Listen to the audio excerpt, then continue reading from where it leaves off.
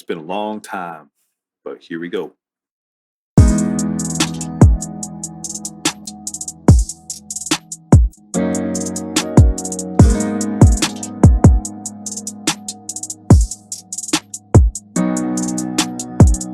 Okay, what we want to do is right-click our sample, go to Audio, detect chords.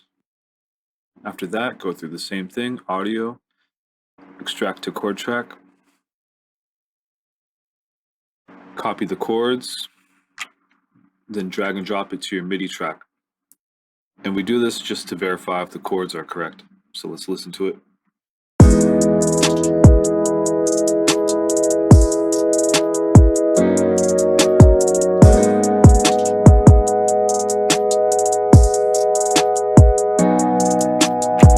Alright, so now that we know that those chords are correct, what we can do now is find another sample. So I found a sample that I kind of like, but it's not in the same key. Let's listen.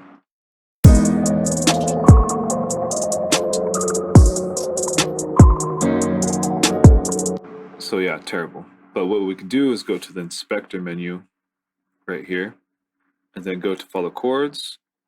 And for parallel all the way to scale, those four, you need to have detect chords on the sample. For universal, you don't need to do that. So let's choose parallel and detect the chords.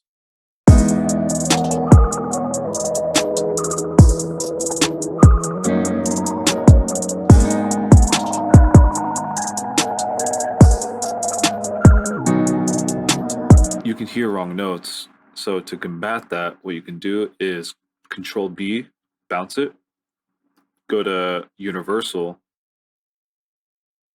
It'll catch all the notes that are wrong and go to the chord track.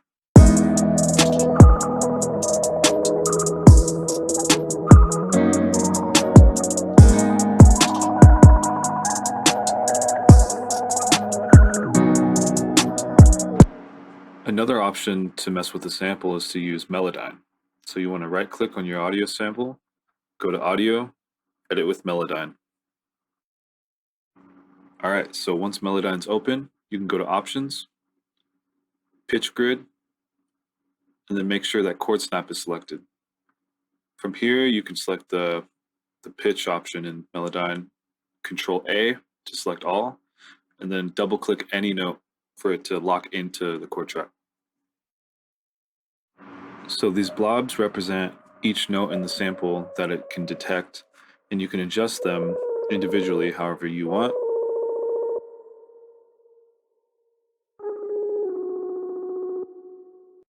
A cool feature about Melodyne is the sound editor option. So from here, you can actually edit the transients and dynamics for your sample.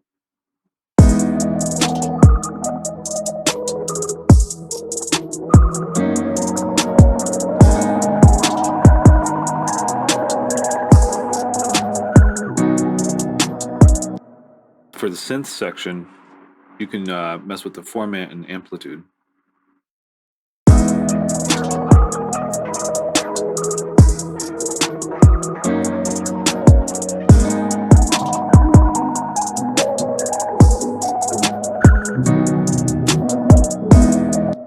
And we also have resynthesize.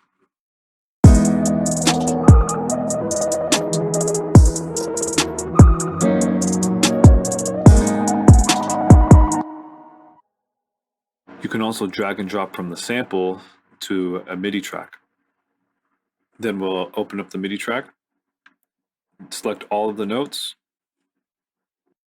quantize it to a division that you like.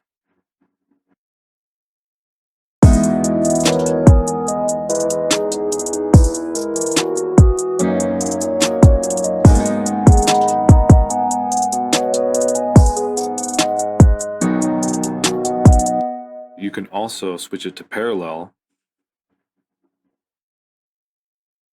cut the MIDI event, and then duplicate a portion of the MIDI and have it follow the chord track.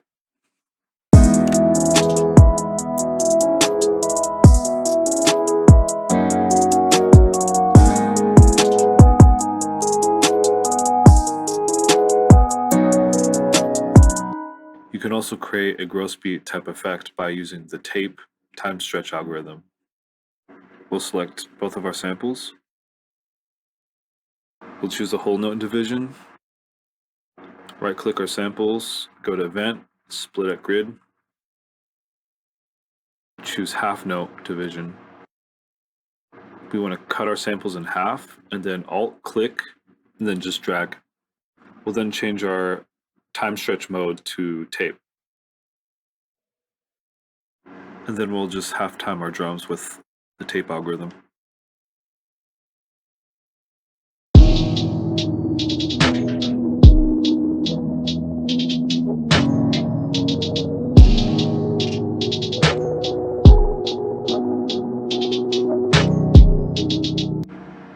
All right, so we're going to add our bass, and we want it to line up with our kick drums in our drum loop. We'll drag our drum loop into the groove section. We'll go into the audio band menu, adjust the threshold till I see only the kicks.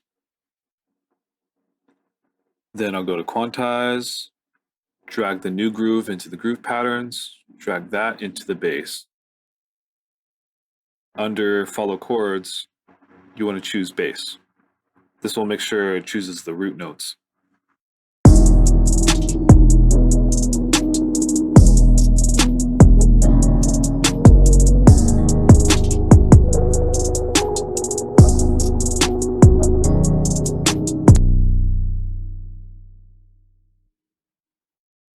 Half time the drums, drag and drop that, drag it into our bass. We got our new bass groove.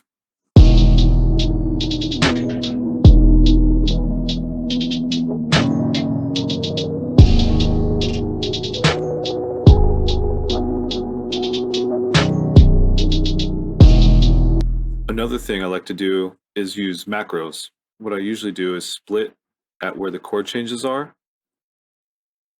And then if you go into the macro organizer, you can set up your own macros. And here I have it set to R.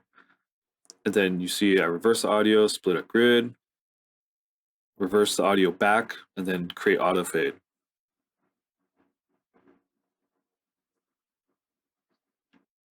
I just press R. Then let's hear it.